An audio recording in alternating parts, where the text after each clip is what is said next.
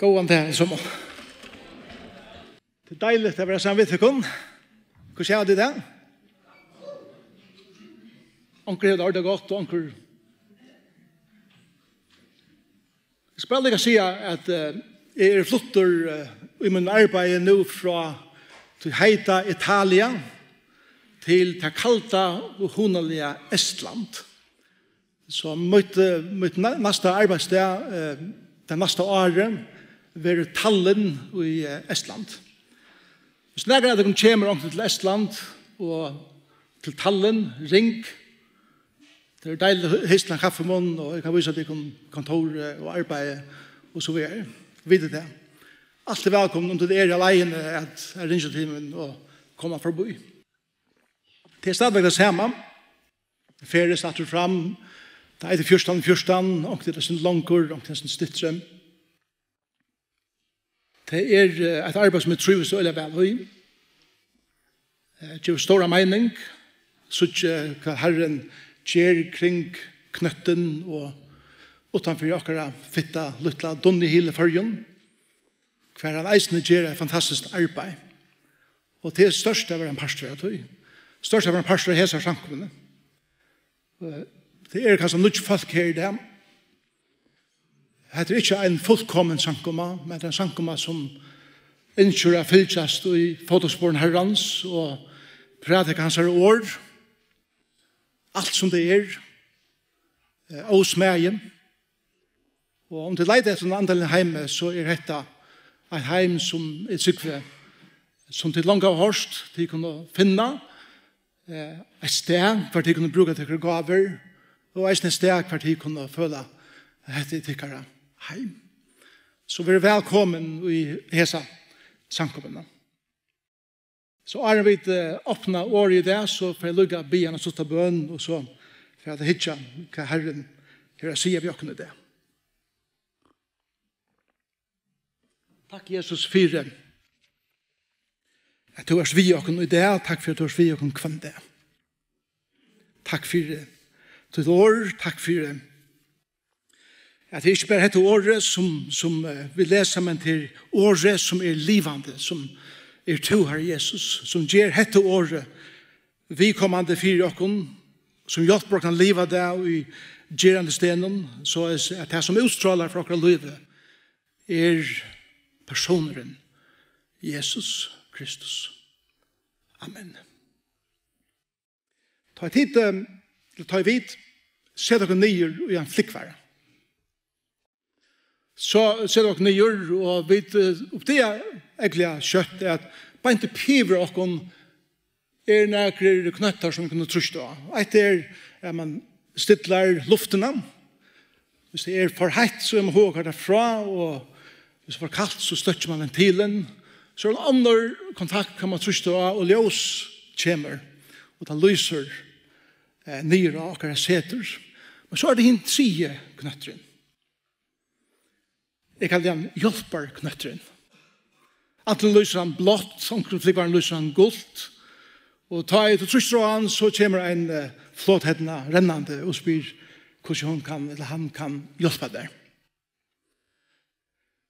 Jeg kan gjøre at jeg kan lytte innlitt i min salalige tilstand. Jeg har omgående i livet om trust av tannknøtten. Tror jeg de heldig det så flåslitt. At omkring så kan man rennende atter og skulle tjene mer. Jeg er for stolter til det. Det er for flåslitt. Kjenner til det? Jeg vil heldig fengene at jeg en gang forbi og bare sier, kom, kanskje kommer jeg klasse av vatten. Heldre enn allmenn av vise øtlund det er hister. Inntil og i sommer. Ta måtte jeg truste av hjelperknøtt. Og min stolthet er ikke brått meg. Jeg kom hjem i året på Hamarsen. Jeg var til Gjerarfer til Tom Roberts. Og jeg fløy ur Nassau til London, og så fløy jeg fra London til København. Og så fløy vi Atlantic Airways 1830 flikkvaren. Og jeg har etter vel, og Allt var finnes ordan vi tog. Inntil beint åren jeg skulle borda. Cirka en time åren, kanskje halvann time åren. Börjar jeg føle at her er okkur skali i kroppen kommer. Og alt det her sentret her beint börjar jeg at ristast. Til som at kroppen får en tilstand at börjas det mot jankrum. Og alt likam kommer totalt ristast såleis. Og jeg gikk ut av gate og sett her og boja og ristast og jeg kjente folk og jeg visste hvordan skulle hitje det, ikke hitje av det og så videre. Og jeg får ombord av flikkvaren og jeg sett en kvinna som var turister innan vinteren og jeg sett at det sett noen og jeg har sett ut som en total drug addict i henne av her som roser renner av og jeg vet ikke hva det skal gjøre vet det. Og jeg börjar føle at jeg vil spudja. Og jeg visste at det ikke var maknasløse, og jeg visste at det ikke var det at det ikke er ete. Og jeg ristet så ut at jeg klarer ikke å være seg selv. Hitt jo opp. Skal jeg tåre det litt? Og jeg tror at jeg heier så ringt, så truste jeg knøtten. Og hun kommer beina etter, og jeg sier, jeg vet ikke hva feil meg, men jeg gjør det etter 4, og jeg vil ordentlig spudja meg nå, og hvis ikke kommer jeg ved hesene for noen sekund, så gøys jeg alt ut her beint. Og hun hjalp meg inn av hese, og så leste jeg, og jeg fikk alt ut. Det kom ut til munn og nøs, og lukteren så times av hese at han har vært rævlig. Jeg rønner jeg torskene så hva som jeg kan, og fikk meg også drekker kranen som var der, og så får jeg ut. Folk noen langt bedre på, jeg synes det er sterkere, men stadig er ristningene. Og da jeg kom etter og setre kommer, så har hun lagt av mitt setre, det var en syner av 2 pakker av juice, og gav meg en pakke av chips, og så gav meg noe søtt at jeg kunne styrke meg ved. Og hun kom så forbi etter settene, og så sier vi henne, 1000 takk for det her som du leier meg å setre. Gjør meg råkning, la meg betale for det. Og så sier hun så der, Svimme, du skal øye hatt det fra meg. Og hun restringer, du skal øye hatt det fra meg. Du vet, godvilje og nøye er ikke ordentlig akkurat det samme. Godvilje til at hun hjelpte meg av vis. Nøye var det at hun leier til timen av seg til å si, du skal øye det fra meg. For jeg gjør det ikke større breier mynd. Godvilje gav rutt i gamle testamentet mat av kodden for dagen. Nøye gav henne en mann, et heim og et avkom. Godvilje gav mannen som var affær om han fra Jerusalem til Jericho. Da han fattelig rånsmann hender. Godvilje gav honom olje og det som han har bruk for i saren. Nøye. Det var at det som er gav honom oavmarskede vittjer. Og i oavmarskede tog. Så langt som det tog. Og han skulle gjelda det i 4. Mæren av krossen om. Godvilje var at Jesus sier vi han i 24 der. Men nøye var at Jesus sier vi han i det skal to være vi mer i paradis. Til lattere å vise godvilje enn å vise nøye. Godvilje koster meg ikke sånn, nøye koster meg verlig nega. Så jeg tar ikke ut det som er vanlig å gjøre, og jeg gjør vi en det som vi kommer til, jeg hører ikke som så hever oppe bare å få, men det gjør vi honom eller henne til korsene. Og vi der så la samme skruer som mennesker at vi damer Og vi vil henge ut ved folk som har iveskott, som har vitalitet, som har orsko, som har nega som de kunne djeva fra seg. Og det føler at du er sammen vidt dem, så nekv etter ta du er sammen vidt dem. Og i kontrasten til hit, at jeg vil ikke være at han som alltid har bruk for hjelp, som alltid skal be om hjelp, alt det han som mangler, og klarer ikke å leve opp til det som alle andre orsker så vel. Nøye løyve, det at doa, at leva i spenningen av baven. At det som menneska har tøyer, og i min løyve, hva har jeg fantastisk iveskott. Og det stralar ut fra en. Men samtidig er godtaka, og jeg synes det som en part av min løyve, at jeg eisne er veikur, og at jeg er skrøypelig, og at mitt liv kan knapplega for oppa ristast. Hva det var, jeg har ikke annet for onker sier at mulig er det onker forgiftninger som du finner, og liv kan være bardest i måtetøy, og at du er mitt ut i bardagen. Men det er som et feltet av være i bardagen, og i verleggen av å være sterskere og å være veikur. Og i baven, at lære å være nøyeryker personer. Det er faktisk det som han er røyne ved jo. Men fire at kunne være en personer som er kjenner seg nøye, så har jeg lagt til sånn den og i så røyne at det begynner vi å sudge alt som er i givet, som grunnt av nøye gods, og til fullgjørte versk som Jesus gjør det for meg og Golgata, da han gav mer nega som ikke har oppebår, og nega som jeg aldri kan gjalda for, eller vinna meg fram til. Det var en frigave til meg. Og det hever sett meg frian, han har kjett meg leisan, til å leve mitt liv til ære fri han. Og det betyr, som jeg har fortalt deg om før, da jeg vakner i morgenen, så fer jeg til kranen, og fyller jeg her glaset av vattnet. Jeg drekker av det, og sier, hans nøye er nødt kvinne i morgen. Sorgarsjongren tro. Da Jeremias sett av øskedungen i Jerusalem, og hugte at det som knusta bøynen, mynte hele anden korset ned av. Det er min nøye nødt kvinne i morgen fyrt her. Og til en fyrt her. Vi. Nøyen minner meg eisende av hvor Jesus er. Han er ikke bare djever nøye, han er nøye.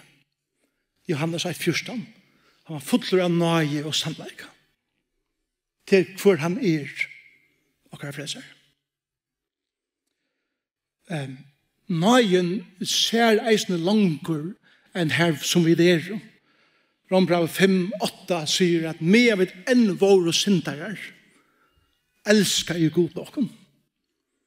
Det var ikke det her at ta i to og finne ting på plass i løven så kanskje for jeg elsker det. Det er medan du erst ut i tilstanden som du erst i, lika mye for han tilstanden er, så erst du ut i posisjonene at være under kardaga gods, at være ui kardaga gods, at være elsket. At være elsket. Det etter at du har sett frelse vi endeløsningene som Jesus betalte vi blå synd. Du har sett frelse at livet til et liv til ære for ham. Nøyen er ikke noe mye for til hver det. Hva stedet du? Da Paulus struttest, så sier Gud ved ham, nøye min er ter noe mye.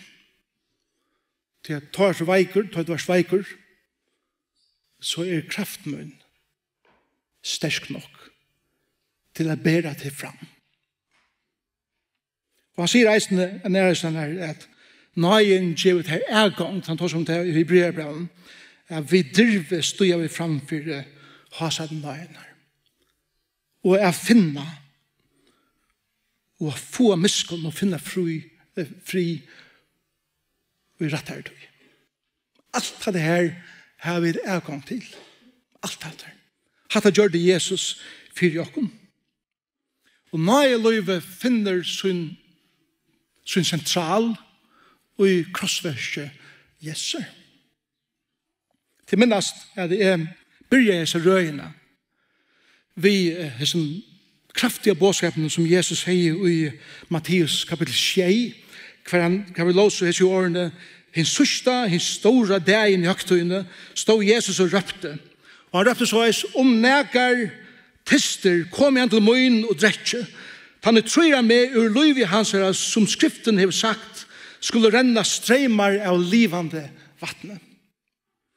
At året ur løyvi hans her, faktisk det året som tjattnan og i sentrum og tjaken. Ur helt nirri ur bukjennom skal hetta løyve stuja og springa ur akkom. Til det som Jesus stod henda dagen og røpte. Men hendan dagen som vi ikke tar som er det.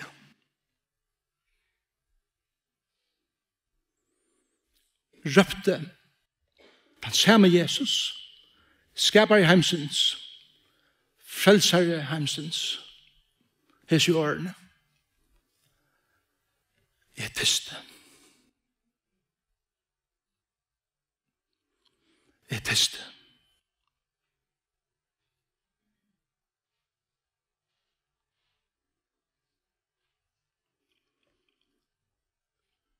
God sjølver, som hekka krossen henne dagen, måtte trusta av hjelparknøtt og bya om hjelp. Han sa lik han var sunter såra. Han sa sal var nybøgt.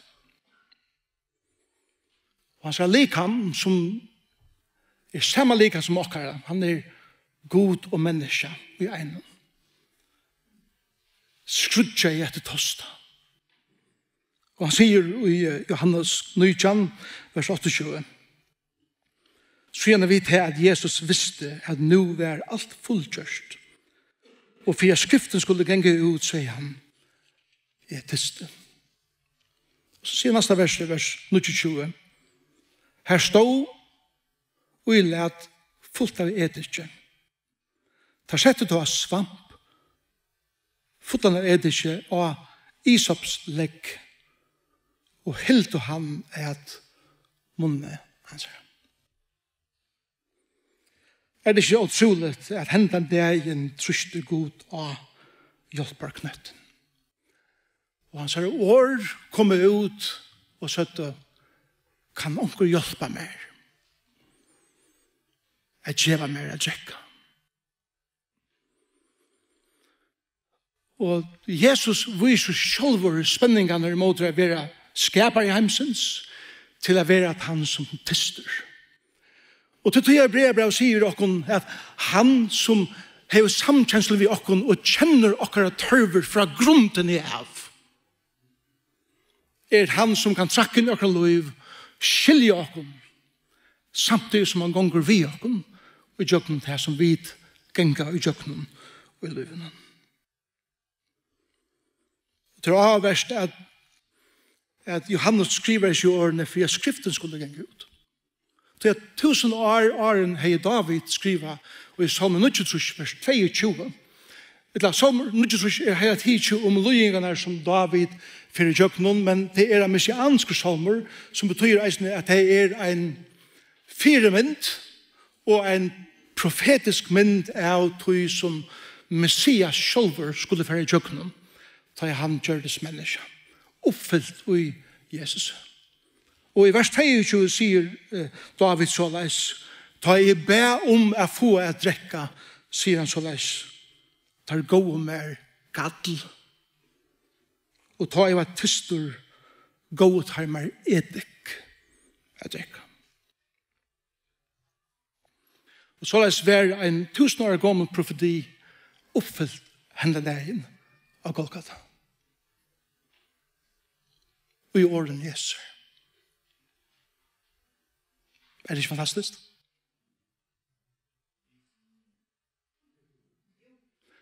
Men det er også noe større. Enn større. Neste verset tar seg om at det kommer så, og det setter en svamp av Isops legg. Og til du sa, Isops legg vil være en busker som vekser enn det ute i øyemørsene i Israel, og bløyene, eller greinene som kommer ur noen, så ikke ut som en dusker, som du kan klore om rydgen vi, sånn jeg. Og så gonger stelkeren ut fra, og tar tog av svampen og setter den stelken, og minst til eisen til en krossfester, så er det ikke mindre som suttje, man skal røkke seg lengt opp, som om at krossen er ordentlig høver. Og det ofte var krossen nesten mannsatt, i det som kjenker forbi. Lyd som tjakker. Og det skulle bare lykke gjøre så, for å gjøre det dekka. Men det som er avhåverst ved Isops legg, er det at Jesus hanker av krossen, og han er i sin tilstanden, han sier ikke meg trekka. Og i Ære Mosebok kapittel 12, djever god, og Israels falske bo om, det kvalitet til rymte ut ur Egyptalandet, og sier vi det, smyrje blå av dorastaven. Så la seg ta i dess angel gang forbi, for han forbi tikkar hår, så la seg tid liva. Gjedde hva hei skulle smyrja blå av dorastaven vi. Isops dusje stender i Ære Mosebok, kapittel 12. Da jeg leser det her, så var det akkurat som at når jeg leip opp til min, og tar når begynner at sylla nye kommer. Jeg vet at det er ikke lykke spent som er om det at jeg har brukt snakket tøy og det er nytt for dere. Det som leip opp til min var her og i hesum på versen, så jeg beint at han og Jesus har sagt vi følte etiste. Den neste årene som han sier, og i neste verset, at han har vers 3 til vi det fullgjørst. Så det som heter verset, heter bråd og visråken, det at nøye søvann som begynner her atter i Egyptalandet, ta og i god sette falske i Egyptalandet fri, alla veien jøgn Israels søve om en Messias for å komme er nå oppfyllt i at det lampe, det blåe som var smurst av dorastaven, er nå smurst av krossen av til lampen som teker bort heimsins synd. Søvan, frelsesøvan til Israel, som begynner i her, er fullkomna. Hendan dagen, og i versen tja en mann som har mist alla sånne kraft og sier tiste. Men ta veit innanfor sin veikleika at du styrken av tog som i min veikleika det at søvan fullkomna og at mitt versk nu fullkomna. Amen. Amen. Som betyr så utrolig enn det for langer atter til Abraham, for Gud sier vi Abraham, og i fall til navnet tøynen, og tøynen avkommet, skulle alle attergjererne være stikne her. Det hendte av Golgata. Nøyen. Og det gjør dere avkommet til dere frelsere. Jeg elsker Narnia, søvner, bøkene og filmen til en scene ved The Silver Chair hver Jill stender og hun så rævlig tyst. Hun at dodja i tosta, sier hun. Men så ser hun en løk for rennande, og hon gjør seg klare for ivrig å drekke, men knappt ser henne eisende Aslan, leivene. Og hon ble pura forstrekt. Og hon hikker opp, og hon hikker nyer, og hon får ikke noe takk ved leivene, og hon sier, hvis jeg er nå, for jeg renner av sted, så som leivene etter meg, jeg har unga chanser enn ompa. Hvis jeg renner til ånda, så leiper jeg beint inn i gapet av leivene. Så hon visste ikke hva det skulle gjøre, men hon var så tyst at automatisk så tok hon et skritt nærre leivene. Hon kom så mye nær at hon høyre leivene sier hvis så tyst. Hon sverre jeg jo man dødja i tosta. Drekk så, sier leivene. Kan jeg? Kan du flytta det med en trettje? Men som Jill hugte at det er sånn stora dyren, skilte hun kunne ta samme bia fjall til flytas. Det hun flott seg ikke. Vil du lova meg at du ikke gjørst mer nega ilt ta i trettje? Spurte Jill. Jeg kan ikke lova til nega, sier Aslan. Er det du kjenter? Aslan sverre er svølt, trønger og jenter, koner og menn, konger og keisarer, land og rujtje. Ja, men så tår jeg ikke komme og drekke, sier Jill, samtidig som tok et skritt nærre. Ja, men så dorst du i tosta, sier Aslan. Huff. Ja, men så må jeg regne finne meg nær å ha, sier Jill. Det er ønsken andre å ha, sier Aslan. Det er ønsken andre å ha.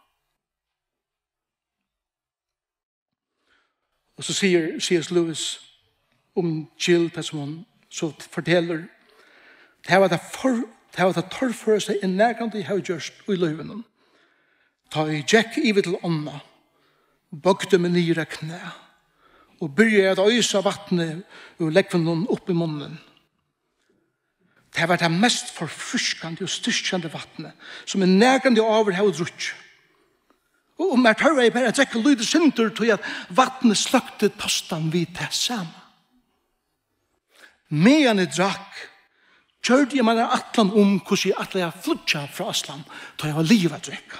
Men medan jeg la her og knæ, og på det jeg at jeg aldri over har kjent meg så trygg. Ongan de over har kjent meg så trygg. Og det som C.S. Lewis innskjer av visokken i hessen teksten er det at tår du å komme nær? Tår du å ta et skritt nærre Aslan til Jesus? Eller hevde så stadig som mynden av at han for at straffa det, at han for at slå det, at han for at støyde det fra seg. Så er det dess bedre vi skilja hva Jesus har gjort for oss. Det større suttje vi hvordan nøye hans er.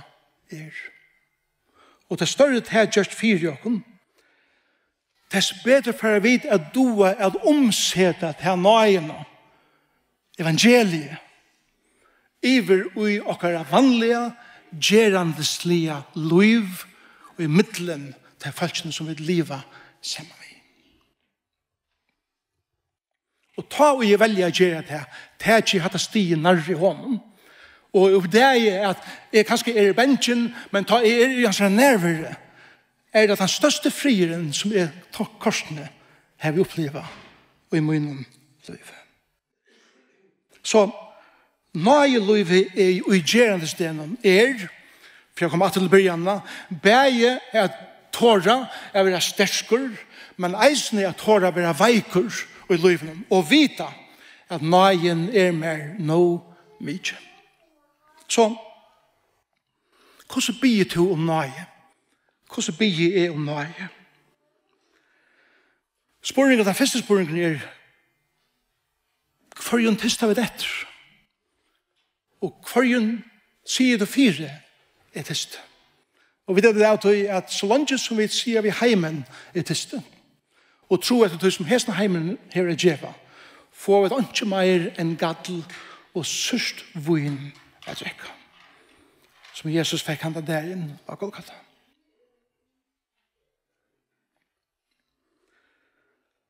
Tårda bionai, iver skuld, iver gjørdar gjerir i løyven. Tårda det. Ja, tås har vi nekk folk i gjøkken mot løyv. Og en av de attervendande tingene som jeg tås vidt sikkande folk jeg har gjort sånn jeg ringte løyven. Løyven som var før, var så og så og så og så. Og jeg klarer ikke å fyre meg selv. Jeg klarer ikke å komme fra til med tankene som tager iver og tankeminster.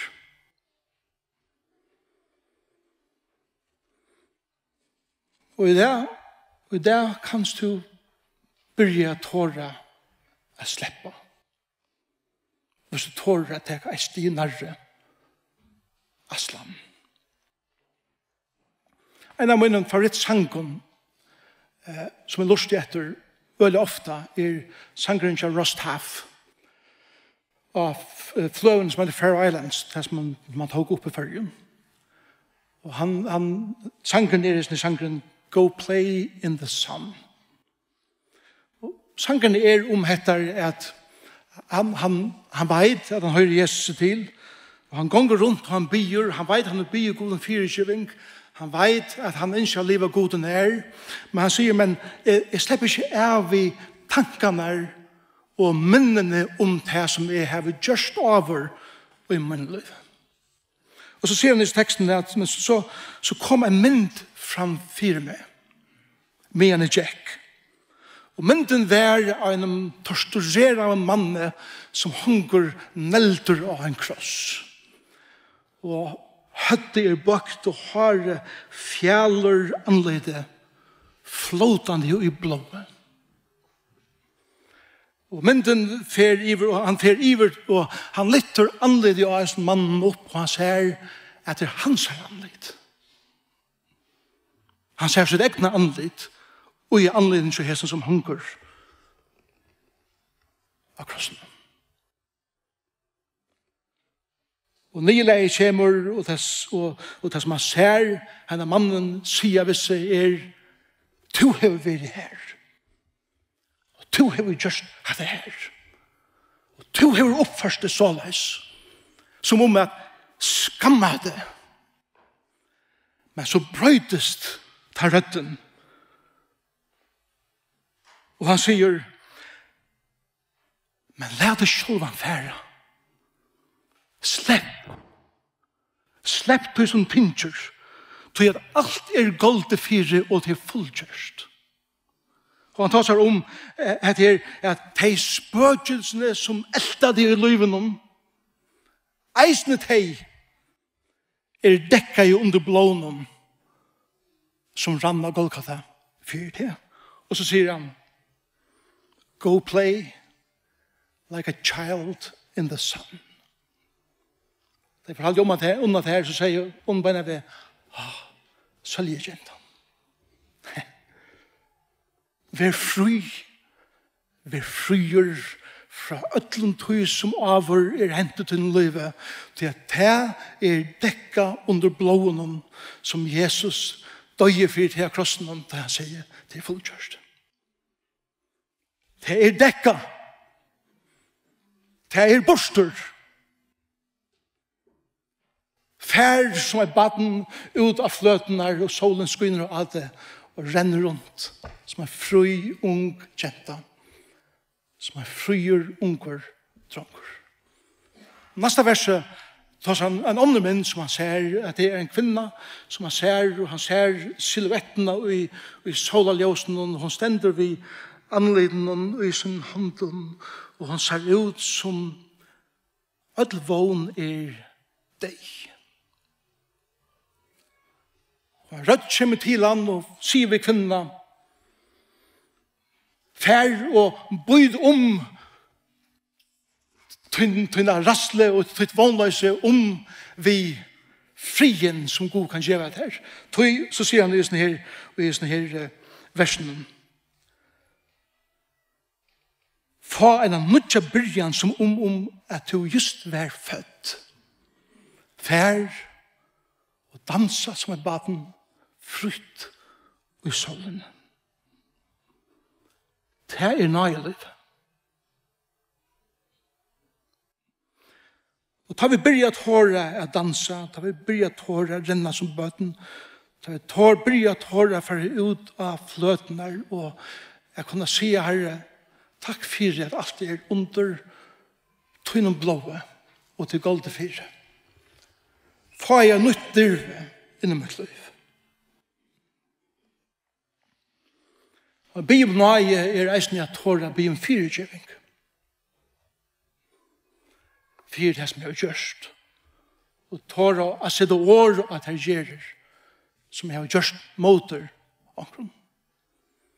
De kjenner vel mine søve om hvordan jeg har firegjøve i min liv.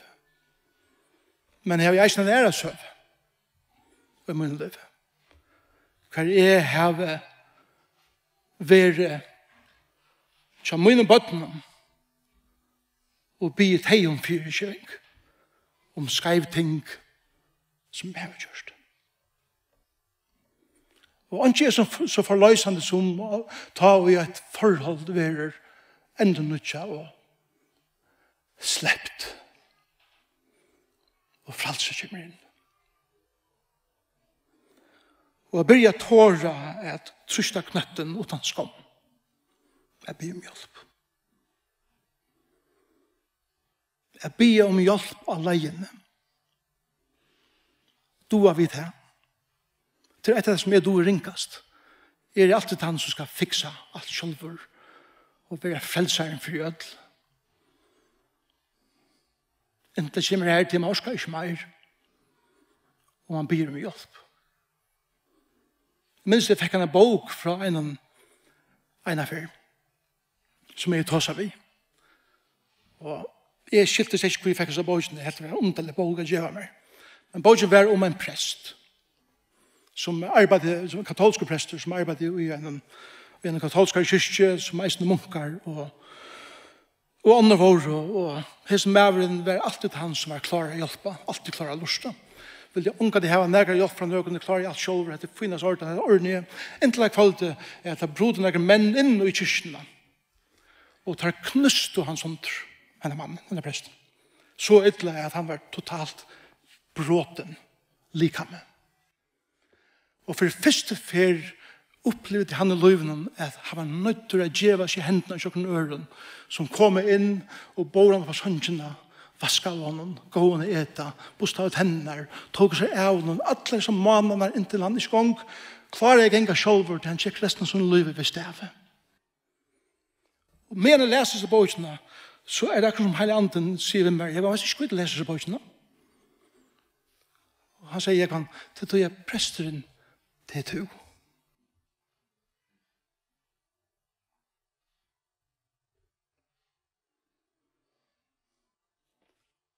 Byrja og lære og be om hjelp.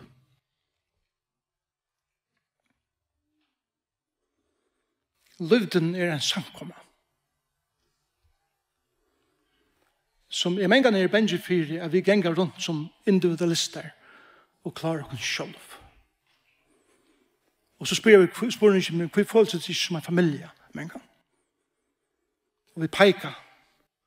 Og vi glemmer at hese trutje fingrene peikar inn etter noe mer. Ja, men be jeg om hjelp. Er jeg åpen?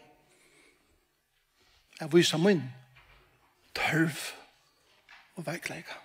Hatt er til at tåre at sakka leven er nærre.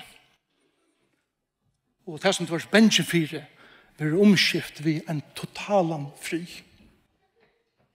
Og la meg så enda at djeva nøye. At djeva nøye. Han er der inn, da jeg kom ut ur flikkvaren Atlantic Airways. Vi lente jo at den gåen i vaven. Og jeg kom så ut. Og han har flott at han stender i horene. Og han teker min hånd ved vaven synen hånden.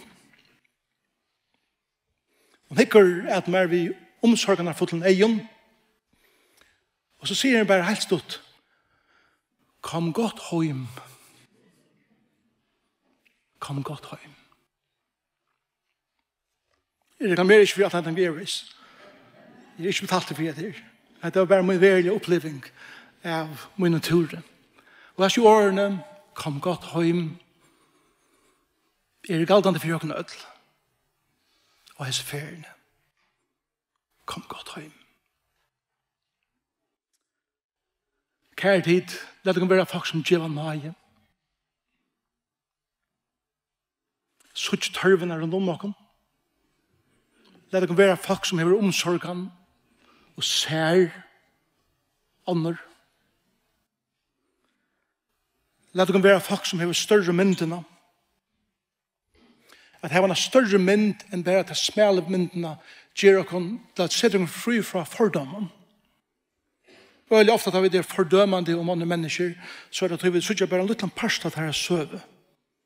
Og vi dømer det ut fra tog. Hver og i aller fleste føren i livet er søven til vi kommande nekv større og nekv breier.